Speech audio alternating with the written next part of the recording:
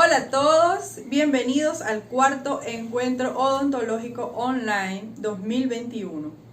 Quiero agradecer a las autoridades rectorales por la invitación a participar en este magno evento. Mi nombre es Géminis Pumara, soy médico internista esteticista y voy a estar con ustedes brindándoles información acerca de la armonización orofacial a través de la bioestimulación con plasma rico en factores de crecimiento. Quiero agradecer primero que nada a todas las autoridades rectorales, al doctor José Luis Broterán, rector de la Universidad Rómulo Gallegos, doctor Severiano Rodríguez, vicerrector académico, y demás autoridades rectorales, a la doctora Yarubi Malaspina, decano de la Facultad de Odontología, y a la doctora Janet Aguilar, directora del área de odontología. Comisión científica presente, muchísimas gracias, y a ustedes, invitados, espero que disfruten de la siguiente presentación. Para hablar de armonización orofacial a través de bioestimulación con factores de crecimiento en plasma rico en plaquetas, debemos definir dos conceptos básicos. Primero, el plasma rico en plaquetas versus el plasma rico en factores de crecimiento. ¿Por qué? Porque no todo plasma rico en plaquetas puede estar rico en plasma con factores de crecimiento. Sin embargo, un plasma rico en plaquetas con factores de crecimiento sí está con plaquetas que no han sido activadas. Por lo tanto, pudiésemos decir que la bioestimulación con factores de crecimiento en plasma rico en plaquetas no es lo mismo que yo diga bioestimulación con plasma rico en factores de crecimiento con plaquetas que no están activadas. ¿Por qué? Porque vamos a buscar un efecto terapéutico en el cual el valor de la plaqueta supere el valor normal establecido y que este volumen de plasma autólogo contenga una concentración superior en cuanto a los factores de crecimiento. Ahora bien, para lograr la bioestimulación en la piel y para lograr que ésta tenga poseedora de propiedades para el tratamiento o prevención de enfermedades en seres humanos y que pueda usarse con el fin de restaurar, corregir, modificar funciones fisiológicas, ejerciendo un efecto farmacológico o inmunológico o metabólico, o incluso de establecer un diagnóstico médico y de ayudar a corroborar un protocolo, vamos a definir distintos tipos de consideraciones generales que vamos a tomar en cuenta a la hora de trabajar en la armonización orofacial. Por lo tanto, vamos a estudiar la implicación en la medicina estética en los pacientes, cómo la medicina estética estudia al paciente para poder realizar la comprensión del rostro humano, el análisis facial, los abordajes, las líneas, las proporciones, el visajismo, la cualificación del comportamiento, porque hay un estudio cuantitativo y hay un estudio cualitativo. A nosotros nos va a importar en este momento la parte cualitativa del comportamiento. Cuáles van a ser las expectativas del paciente y desde qué punto de vista nosotros vamos a definir cuándo un paciente es apto y cuándo un paciente no es apto para recibir un tratamiento estético. Vamos a definir el concepto de envejecimiento o cronoeliosis facial desde distintos puntos de vista y distintas clasificaciones que nos van a permitir a nosotros manejar distintos tipos de criterios. Debemos tomar en cuenta cuáles van a ser las zonas faciales peligrosas y las formas de abordaje de las mismas. Además, vamos a establecer 3 tipos de protocolos que van a ser inesteticismos aplicados en esas correcciones faciales. Y vamos a poder observar a través de 2 casos que vamos a estar presentando cuál va a ser la repercusión funcional y la corrección de ese inesteticismo facial.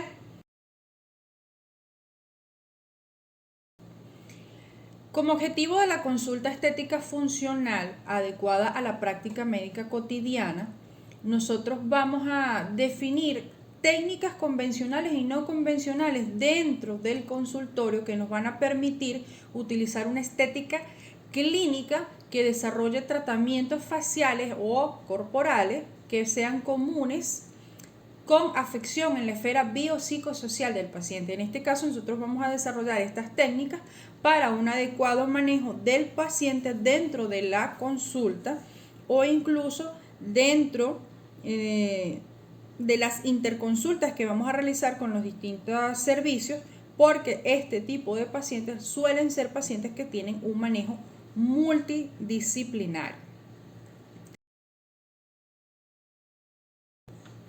La misión de la consulta estética funcional va a ser ofrecer otras alternativas terapéuticas que van a acompañar el tratamiento desde el punto de vista de ortodoncia, desde el punto de vista maxilofacial e incluso desde el punto de vista neurológico, neurosensitivo, para de las patologías inestéticas que van a afectar en diversos grados a nuestros pacientes y que van a constituir un aporte a mejorar su calidad de vida.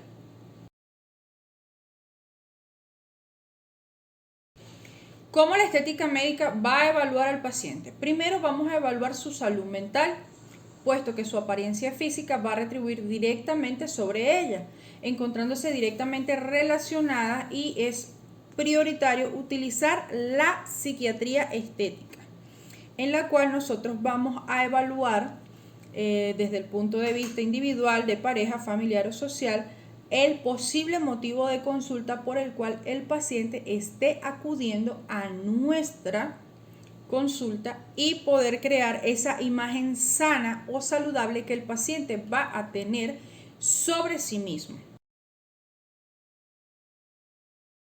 Como ya les había comentado, existe un eje de psiquiatría estética donde hay una evaluación desde el punto de vista individual, una evaluación desde el punto de vista familiar y una evaluación desde el punto de vista social. Aquí nosotros clásicamente vamos a encontrar 6 tipos de consulta. Por ejemplo, están aquellas consultas que ocurren por un trámite administrativo, es decir, el paciente acude a nuestra consulta solamente para solicitar un récipe o un informe médico.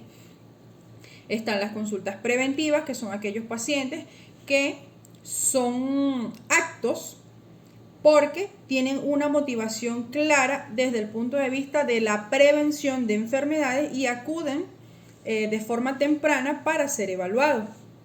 Otro tipo de paciente es el paciente oportunista, que llega en un momento determinado, está acompañando a un familiar y dice: quiero aprovechar que estoy aquí para que me evalúen.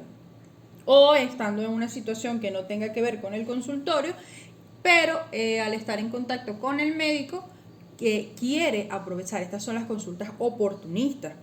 También tenemos las consultas que ocurren cuando los signos y los síntomas sobrepasan el límite de la tolerancia y cuando estas sobrepasan el límite de la ansiedad, que esas son las consultas que realmente nos van a motivar a nosotros a poder entonces crear nuestro paciente ideal para poder cualificar su comportamiento y determinar si es un paciente apto para un tratamiento estético. La cualificación del paciente la vamos a describir en 2 formas. Un paciente ideal va a ser aquel paciente que atiende a los requisitos básicos de salud en cuanto a cuidado personal, aseo, higiene, va a tener un concepto de salud, va a saber que los resultados van a ofrecer una mejora de su patología, más no va a tratar por completo la causa, si fuese de forma reversible o no. Va a tener un adecuado ambiente familiar, un apoyo constante, no va a estar ansioso, no va a solicitar procedimientos extraordinarios ni crear una imagen de algo que no va a ser real. Pacientes problemáticos, pacientes que no son aptos, que no son ideales para este tipo de conducta o este tipo de tratamiento, son aquellos pacientes que son impacientes continuamente, tienen solicitud de consultas confusas, no están claros en el proceso en el que están viviendo, no están conformes, tienen insatisfacción con los resultados, no poseen una motivación clara que tenga que ver con el mejoramiento facial, sino que quieren exagerar las facciones para obtener una imagen idealizada de algo que no es real. Tienen problemas familiares, están ansiosos, insatisfechos por todos, poseen problemas con amigos, familiares, vecinos, tienen una crítica constante de otros médicos y las llevan a la consulta. Es paciente que está intranquilo y desconfía de todo. Nosotros como médicos debemos estar claros y debemos estar conscientes de que todos estos procedimientos deben de tener su vigilancia, puesto que el límite de ansiedad o el límite de tolerancia puede conllevar a un motivo de consulta real o un motivo de consulta confuso.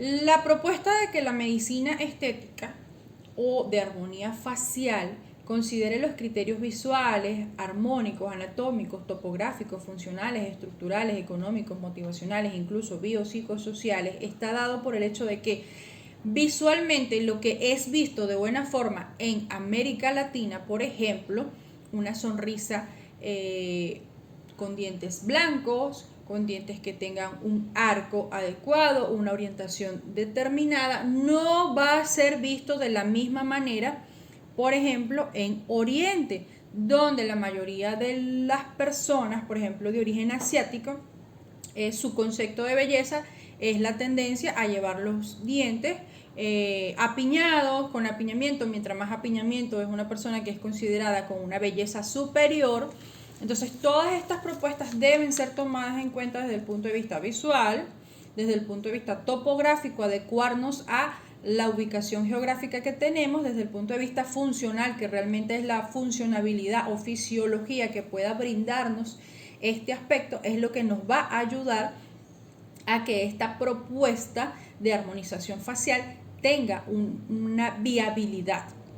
Adaptarnos también a los factores económicos. Hay procedimientos que son costosos, procedimientos que son accesibles. Sin embargo, el paciente debe estar consciente que debe ser un proceso repetitivo y que va a conllevar gastos y cuidados especiales. También está el aspecto motivacional. Lo ideal sería que el paciente esté consciente de la recurrencia que va a tener a la consulta y la frecuencia con la que debe venir, puesto que si el paciente lo abandona a mitad de camino, no va a tener la misma repercusión que un paciente que ha culminado un protocolo. Entonces, todos estos factores son vistos desde distintas maneras y deben ser adaptados a cada paciente.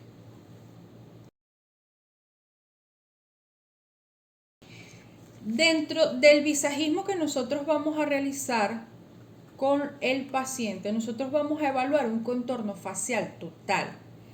Vamos a evaluar la corrección de arrugas, un moldeado de área temporal, un moldeado infraorbitario.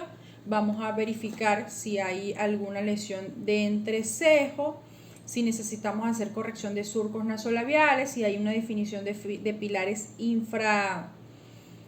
nasales, incluso si vamos a hacer modelado de pómulos y mejillas. Con este visajismo nosotros vamos a determinar cuáles pliegues están actos y cuáles pliegues necesitan una evaluación. ¿Con esto qué quiero decir?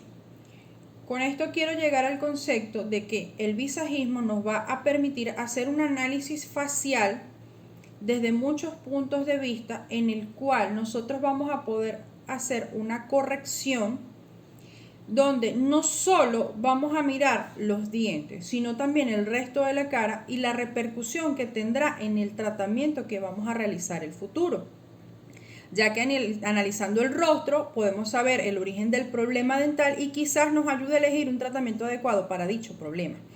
Debemos analizar la cara en su totalidad, un análisis frontal, lateral, incluido labios y la relación con las zonas próximas con los dientes, y por último la lengua y la posición de la boca.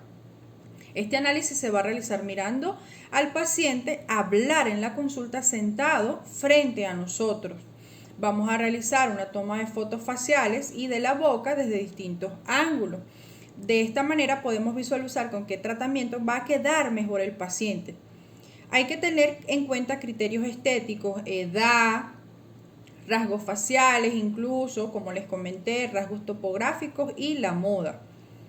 El análisis frontal va a ser el que vamos a medir la longitud de la cara. Esta puede ser larga, mediana, normal, corta, o vamos a medir desde el punto de vista lateral, que nos va a dar el perfil. Puede ser recto, puede ser convexo o puede ser cóncavo.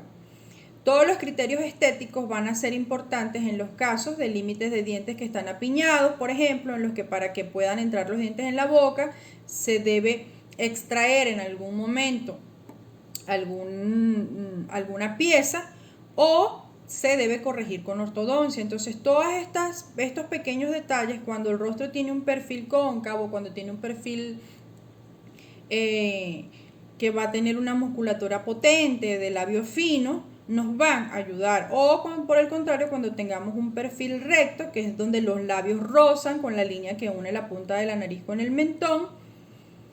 Y normalmente se tiende a corregir con ortodoncia o incluso muchas veces con cirugía ósea. Todo este tipo de visualización que vamos a hacer con el paciente debe tener una buena observación. Va a llegar un momento en que nosotros desarrollamos algo que se llama ojo clínico. Y con este ojo clínico nosotros vamos a poder hacer incluso correcciones de forma espontánea al hablar con el paciente. Y tomando en cuenta los 13 puntos que les acabo de dejar en la diapositiva del visajismo funcional.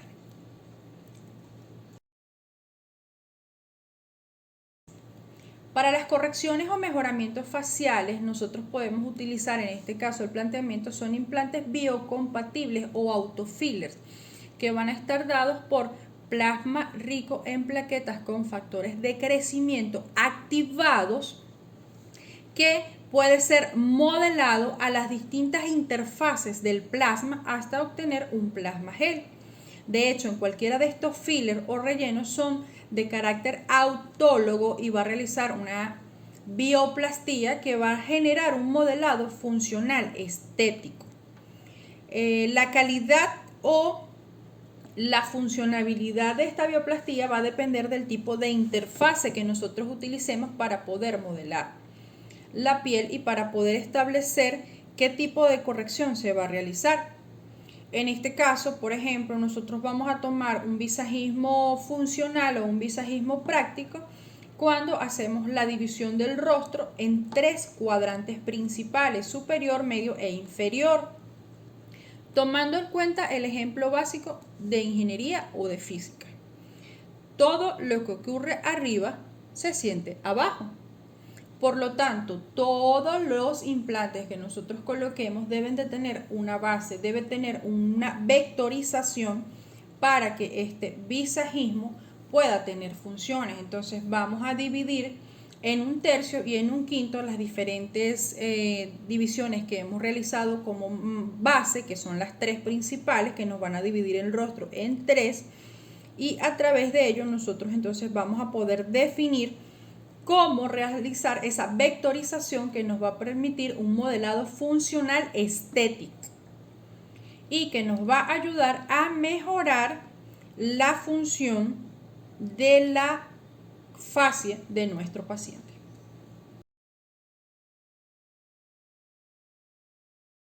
Los problemas estéticos funcionales frecuentemente están dados por falta de expresión, envejecimiento o cronoheliosis, un vector gravitacional que se los venía comentando, y un vector de desgaste.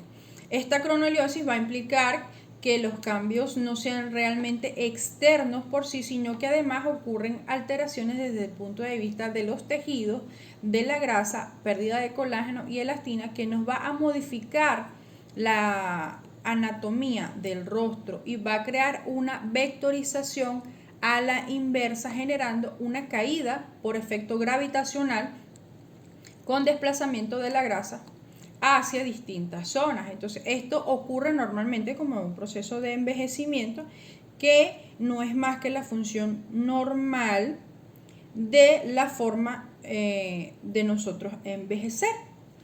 Entonces en este caso el envejecimiento va a ser uno de los primeros factores por los cuales van a acudir a nuestra consulta. El segundo, en este caso, el de expresividad, que ocurre cuando los pacientes tienen distintos tipos de complicaciones, parálisis asociadas o incluso hipotonía o atrofia de la musculatura, o vamos a verificar disfunciones ateromandibulares, vamos a tener trastornos a nivel de la fascia, que van a hacer que estos problemas estéticos funcionales sean más frecuentes con respecto a los factores tanto gravitacionales como de desgaste.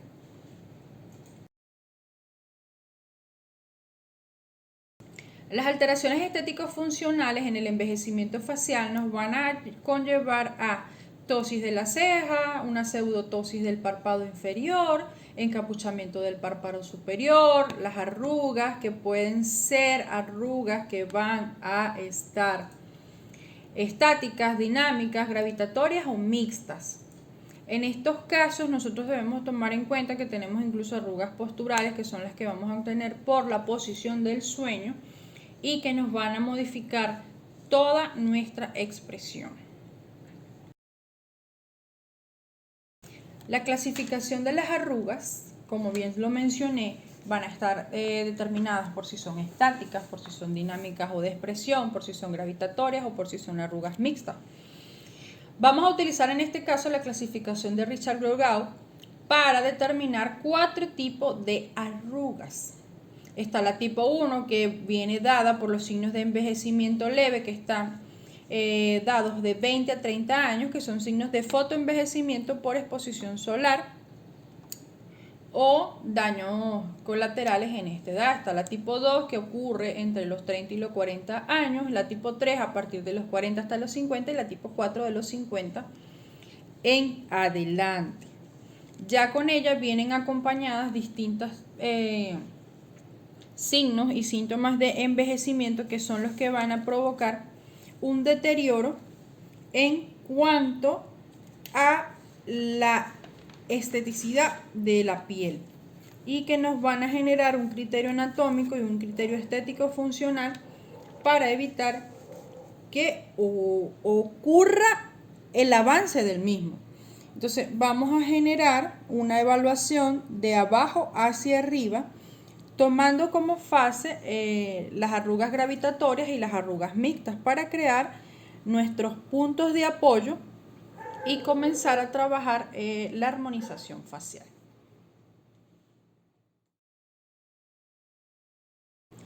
Las zonas peligrosas del rostro, si bien es cierto, nosotros tenemos zonas sumamente peligrosas y que debemos estar atentos a la hora de colocar algún tipo de material autólogo,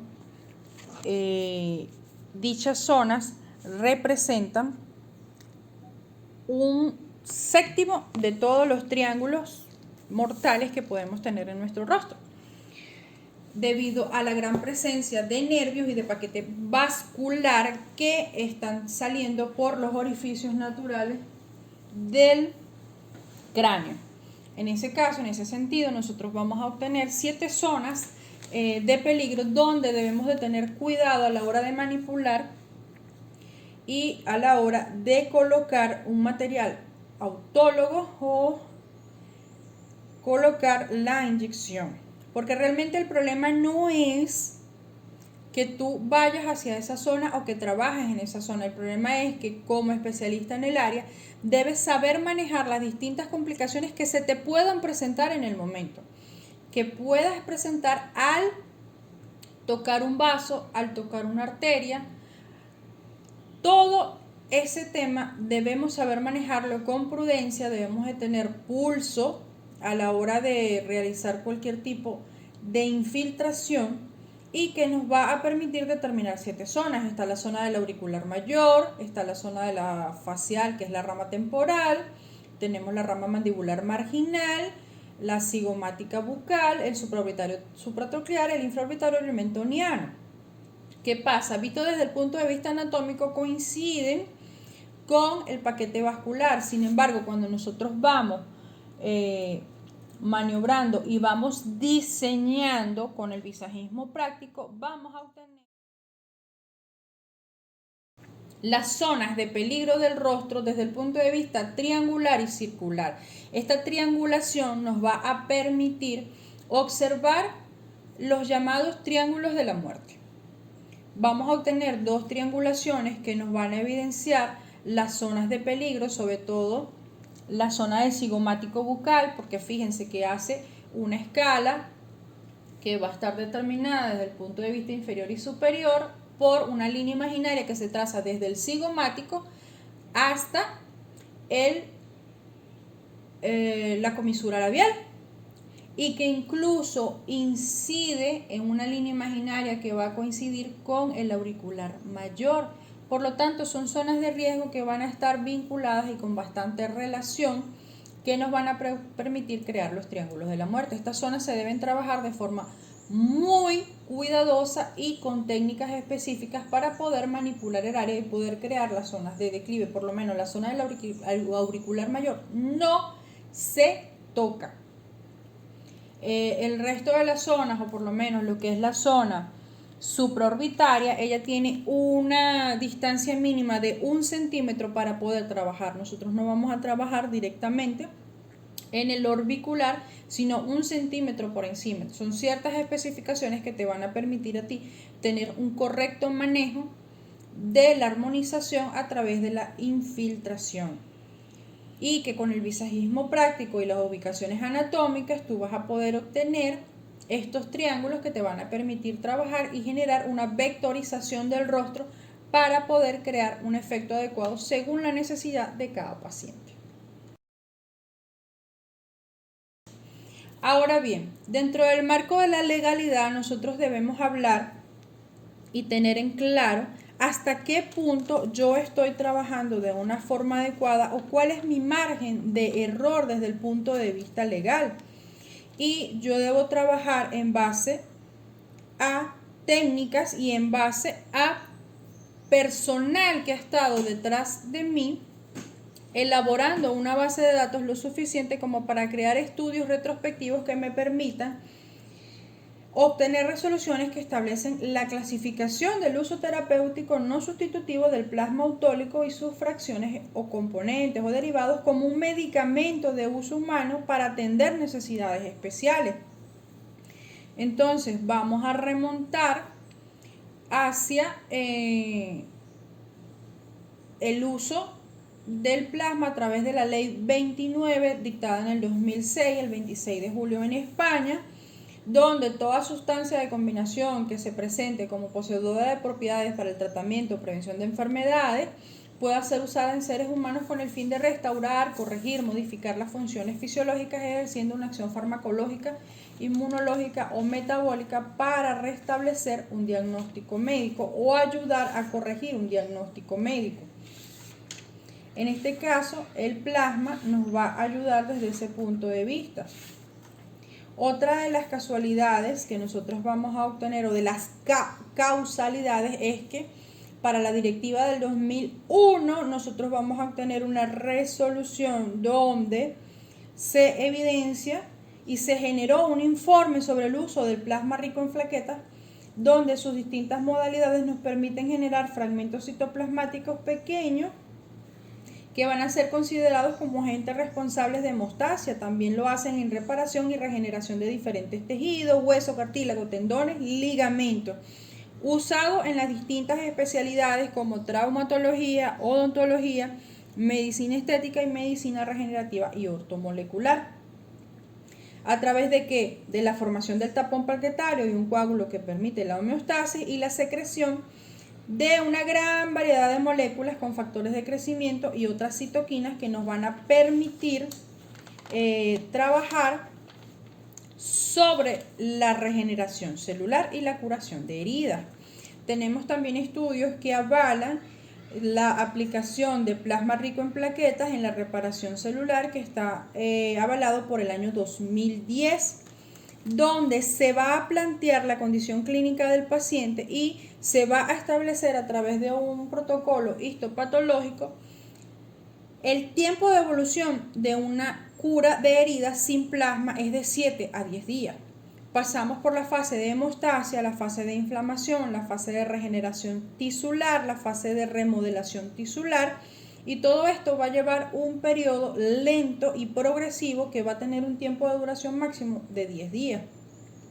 Sin embargo, luego de haber aplicado plasma rico en plaquetas en distintas heridas y tomando en cuenta los procesos que mencionamos anteriormente, nos vamos a dar cuenta que la hemostasia va a presentar una mayor concentración de fibrina y de agregantes plaquetarios, lo que nos va a conllevar a una inflamación con factores de crecimiento tisular que nos van a permitir hacer una regeneración tisular que va a estar rica en factores de crecimiento con quimiotaxis y mitosis celular, que nos van a ayudar a generar un proceso de regeneración mucho más rápido debido a los factores de crecimiento derivados de la plaqueta, el transformante B, el epidérmico epitelial, el endotelial vascular, el fibroblástico ácido básico o incluso el insulínico tipo 1 y el factor de crecimiento estimulante de la angiogénesis.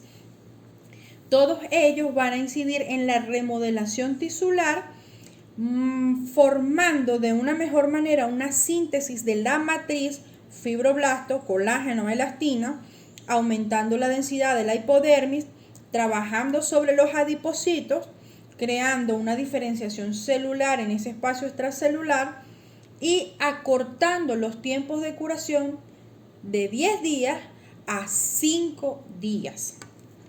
Todo esto a través de estudios en los cuales se comprobó que el plasma rico en plaquetas tiene este tipo de apoyo celular.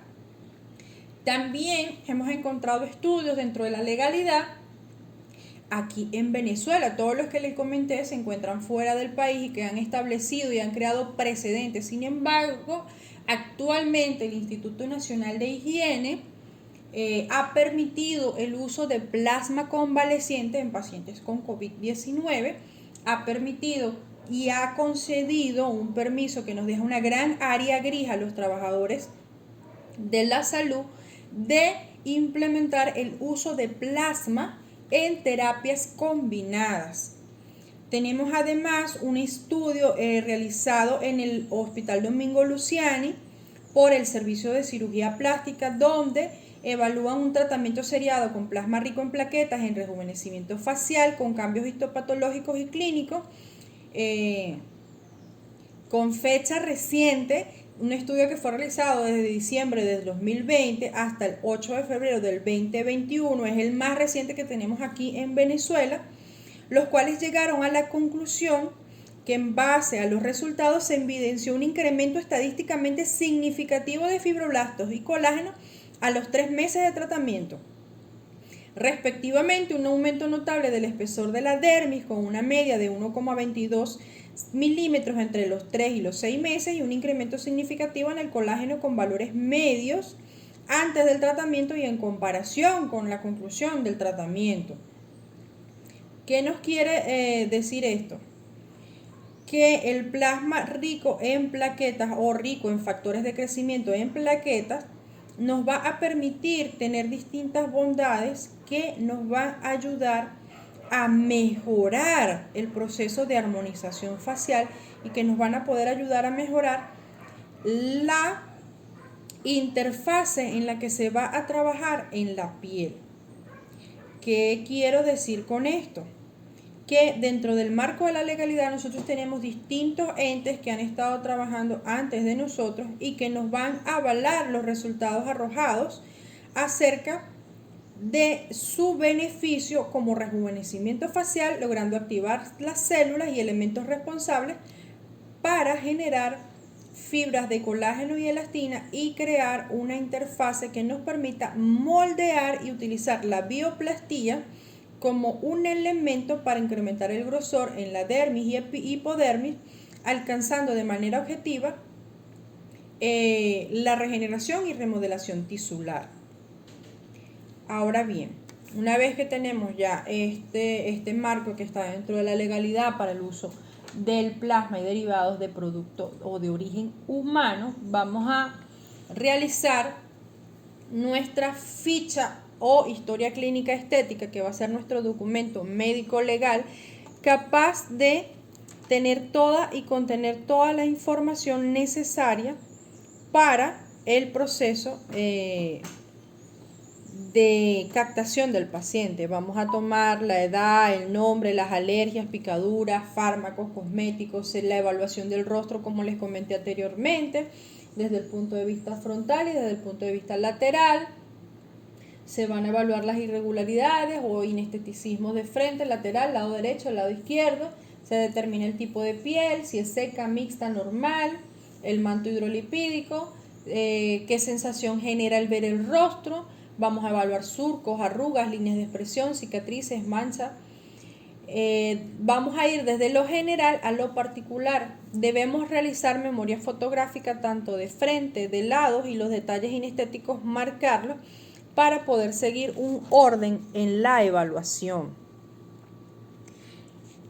Otra de las características que vamos a tener dentro de la historia clínica es el consentimiento informado y la notificación directa del margen de error que puede existir a la hora de aplicar tratamiento o a la hora de recibir el plasma.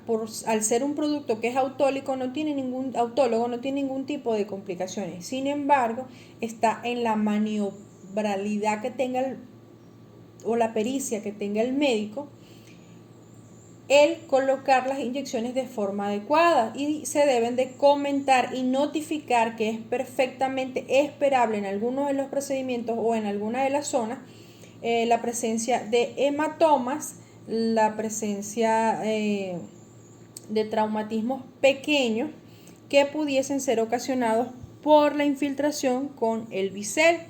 Esta es una ficha de notificación obligatoria que debe llenarse por el paciente y que él debe estar consciente que pudiese en algún momento presentarse u ocurrir este tipo de eventualidad. Ahora bien, siguiendo los protocolos que vamos a aplicar en las correcciones faciales, nosotros estamos trabajando en base a 3 protocolos que se establecen para el uso de plasma rico en plaquetas, que es el protocolo argentino, el protocolo americano y el protocolo italiano.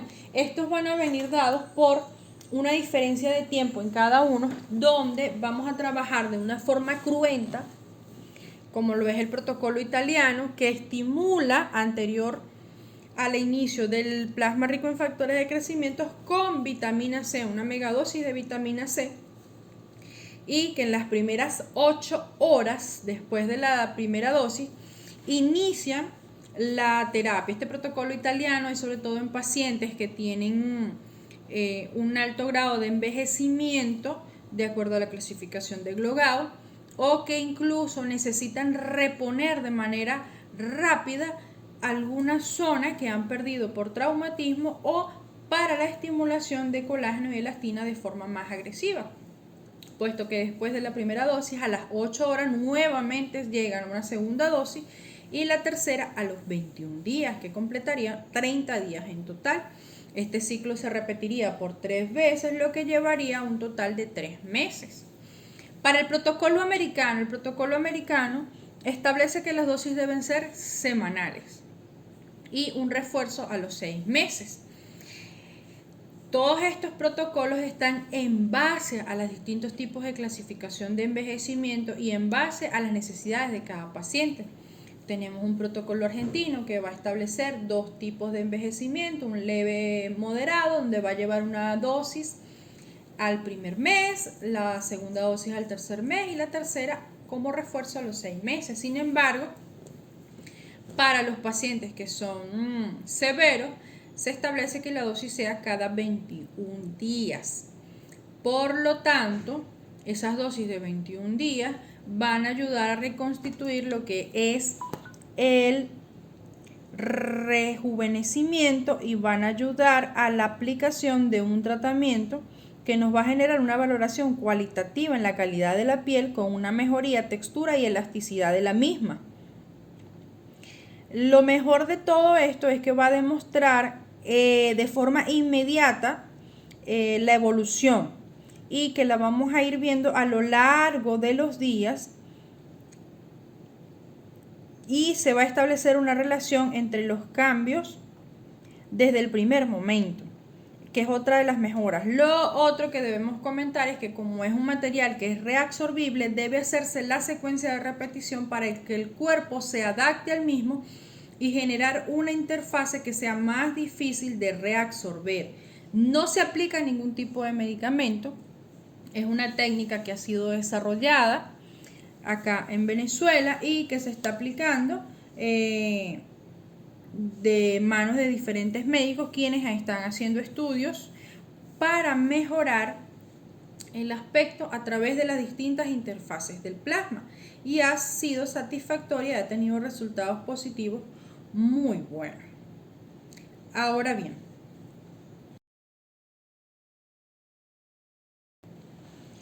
De acuerdo con este modelo estético funcional, nosotros vamos a tener una dosificación estándar para las distintas áreas de nuestra piel que nos van a permitir que ese implante tisular con materiales biocompatibles tenga una dosificación mínima y una dosificación máxima, y va a estar basada en criterios anatomoestéticos funcionales.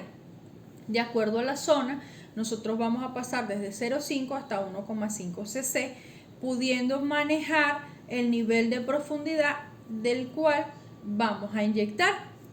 Tenemos además una dosificación que puede ser manejada en unidades dependiendo del tipo de inyección. Para ello nosotros vamos a utilizar distintos tipos de inyectadoras y por lo tanto las dosificaciones van a ser diferentes en cuanto a profundidad, en cuanto al sistema vectorial y en cuanto a los pilares que vamos a establecer. Aquí en la imagen ustedes pueden observar los distintos tipos de dosificaciones que van a obtener y que van a aplicar en este modelo estético funcional.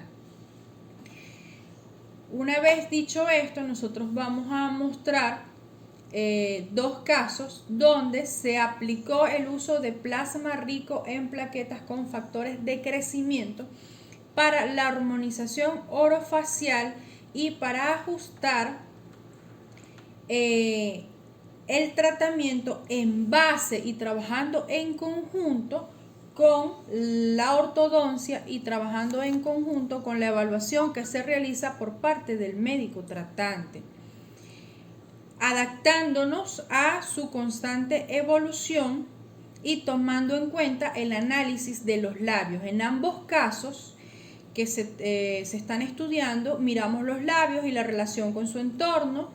Los labios se deben analizar junto con el rostro en su totalidad y la lengua, además de los dientes.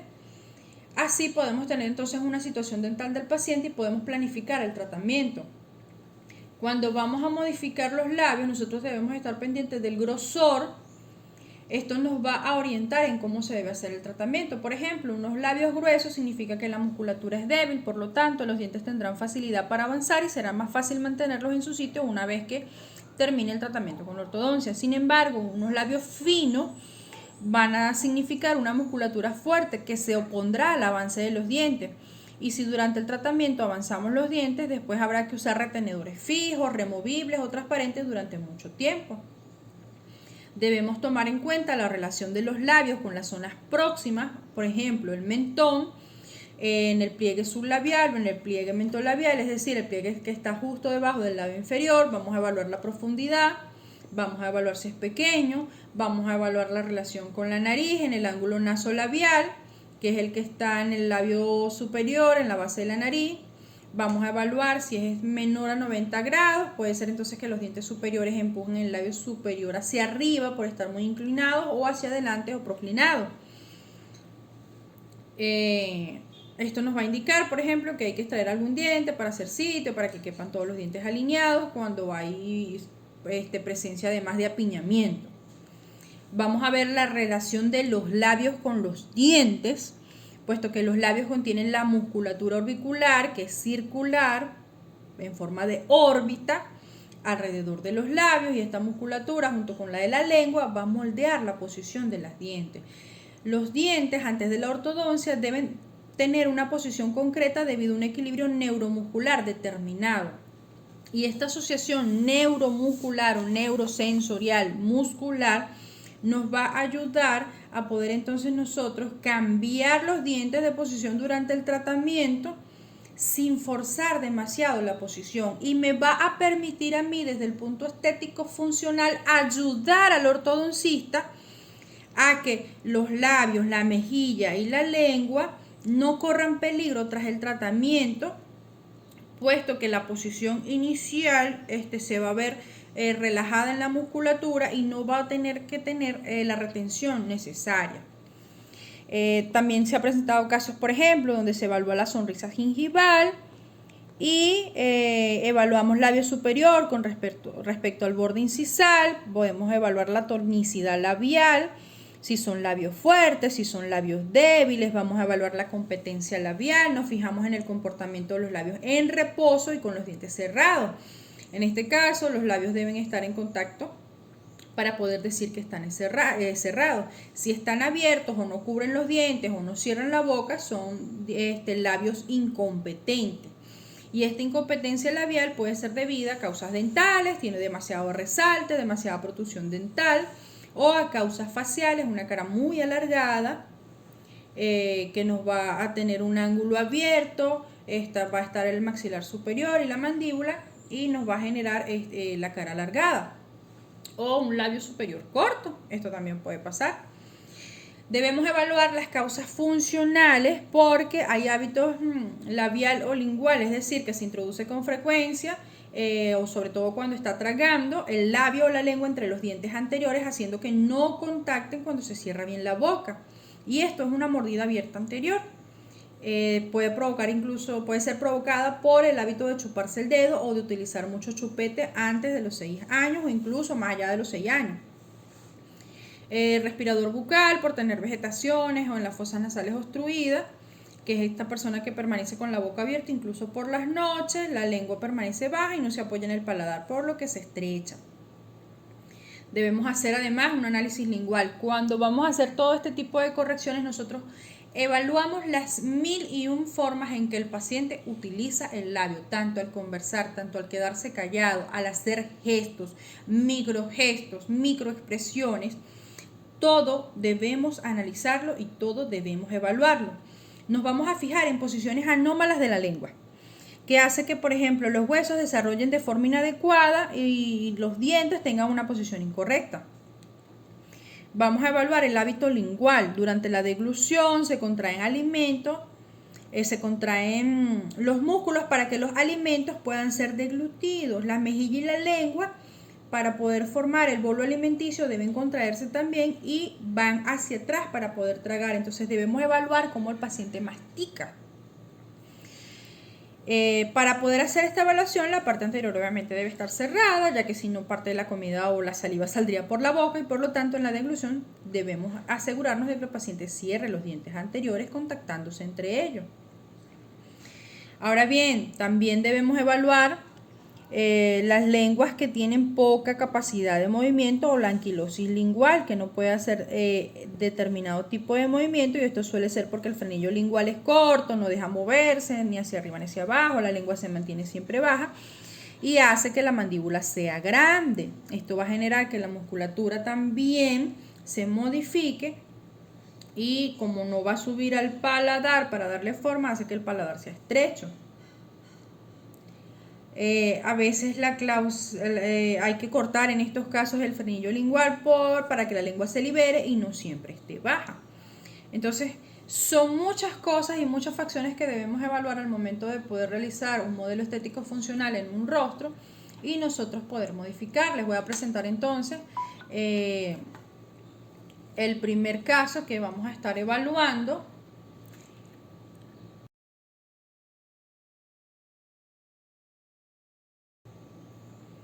Donde en la primera sesión vamos a evaluar a nuestro paciente y vamos a notar que su labio superior es un labio que es fino, es un labio que es corto con referente al ángulo que tiene nasal y que está prácticamente ausente. Al momento de colocar o iniciar la bioplastía con estimulación, vamos a generar un mayor volumen en los surcos o en el arco de Cupido y vamos a realizar hidratación. ¿Para qué? Para ir aperturando los canales del labio y poder crear la forma. Justamente en los 21 días, la segunda sesión, fíjense que los labios se mantiene la estructura, ya tiene una forma más natural, una forma que le permite verse acorde a su edad, porque fíjense que es una paciente joven, es una paciente adolescente que está en proceso de desarrollo y que amerita que la forma de su labio le sea funcional. Ya para la tercera sesión vamos a obtener como resultado final esto, que es unos labios que son competentes, que van a permitir cerrar, van a permitir proteger la dentadura y que van a ser funcionales a la hora de realizar deglución, comida, hablar, van a ser estéticos desde el punto de vista funcional y van a presentar una mejoría en la paciente. Aquí podemos evidenciar cómo se ve la diferencia desde el caso inicial luego de haber recibido 2 sesiones. Todavía no ha llegado a la tercera sesión y fíjense en cómo ha ido cambiando los labios y cómo han ido mejorando. Entonces, en este caso, nosotros pudimos realizar un modelado y un perfilado acorde con su anatomía y un análisis completo de la cara y de los dientes de la paciente. ¿Para qué? Para que pueda ocurrir un análisis que permita al paciente sentirse cómodo consigo mismo. Vamos al segundo caso,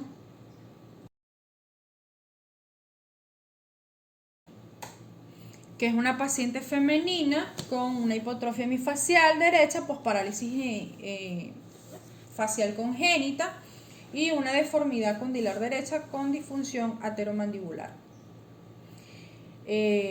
Nuestra paciente está recibiendo tratamiento con ortodoncia, tiene control con el maxilofacial y después de iniciadas las terapias con armonización y relajación de la musculatura que está contraída del lado contrario, nosotros podemos lograr a través de una cuadratura de mentón y relajación de los músculos con la bioplastía y estimulación con plasma rico en factores de crecimiento, pasar de un estado de contracción sostenida a un estado de relajación que le va a permitir cerrar los labios y que la va a ayudar a relajar la fase, crear una simetría facial, porque fíjense que en la primera imagen sus cejas estaban asimétricas, el surco se encontraba ausente en el lado derecho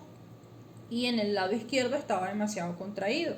Entonces, al armonizar de forma vectorial y crear una gravitación de los pilares anátomo-funcionales, nosotros pudimos lograr que la paciente tuviese armonía facial acorde al tratamiento que está recibiendo por el ortodoncista, puesto que a futuro va a tener modificación y esta modificación se va a ir adaptando con su expresión facial, porque aparte de estar estimulada, no va a ser de forma definitiva, sino que va a estar en una interfase que le va a permitir a ella reabsorber la cantidad de plasma, ayudar al tejido, generar de forma retrógrada una estimulación que le va a permitir mejorar su estimulación neurosensorial y que le va a permitir a ella realizar las fisioterapias de una manera más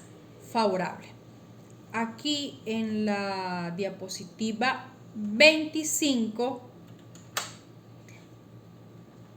vamos a ver los videos de cómo se evidencia cómo es su rostro, cómo son sus expresiones faciales antes de la aplicación o administración de plasma rico en factores de crecimiento y cómo queda después, inmediatamente después de la aplicación de la terapia con plasma rico en factores de crecimiento. Acá tenemos la visualización también de cómo ella se realiza las terapias para estimular la piel luego de haber recibido la terapia con la bioplastía y el resultado final, que no es nada más ni nada menos que lo más satisfactorio que podemos tener un paciente, que son lágrimas de alegría al poder observar la armonización facial y al poder ser un paciente que está agradecido con las mejoras que hemos obtenido a través del paso del tiempo, a través de la bioplastía.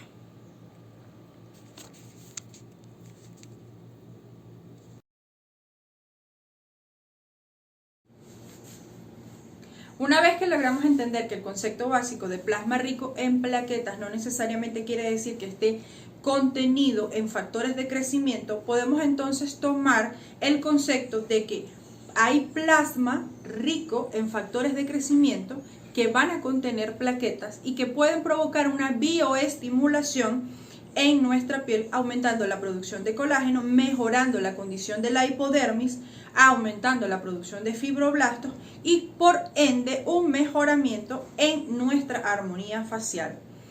Todo esto va a ir consensuado con adecuados protocolos que se van a adaptar a cada paciente. Por lo tanto, todos los procedimientos deben ser personalizados y adaptados según la necesidad de su paciente.